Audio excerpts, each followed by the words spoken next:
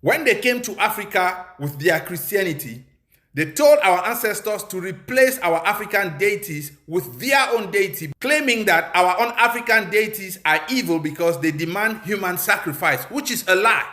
But let us assume it were true. They told us that their own deity is more merciful. He forgives man without any conditions. And our ancestors were deceived, and in most cases, they were forced to accept this deity. And little did we know that this same deity they introduced us to also accepted human sacrifices. As a matter of fact, Christianity in itself is based on human sacrifice. But that is not where I'm going with this story. Right in that Bible, there is clear evidence that this Yahweh, the God of Israel, also accepted human sacrifices. But no pastor preaches about this. This is what I want to show you in the Bible today.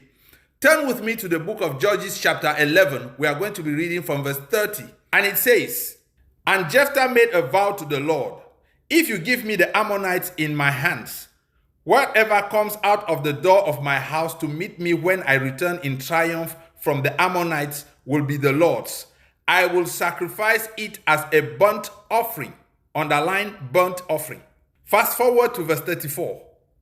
"When Jephthah returned to his home in Mizpah, who should come out to meet him but his daughter, dancing to the sound of timbrels? She was an only child. Except for her, he had neither son nor daughter. When he saw her, he tore his clothes and cried, 'Oh no, my daughter, you have brought me down, and I am devastated. I have made a vow to the Lord that I cannot break.'" Let me give you an overview of what is happening here. There was a judge in Israel called Jephthah.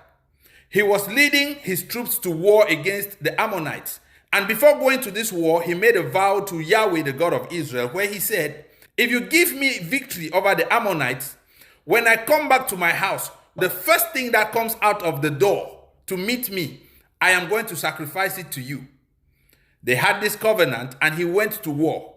He had victory over the Ammonites, and as he was coming back to his house in triumph, celebrating in the rhythm of timbrels, the first thing that came out of his house was his daughter, the only child. Aside from her, he had no other child. And this man broke down into tears and said, "Oh no, my daughter, you have brought me down. I made a vow to the Lord that the first thing that comes out of the door of my house to greet me as I return in victory will be the Lord's. I am going to sacrifice it as a burnt offering." The story continues. His daughter said, "Since you have made this vow unto the Lord, you cannot break the vow. But I'll ask you to give me 2 months to go with my friends and weep, because in my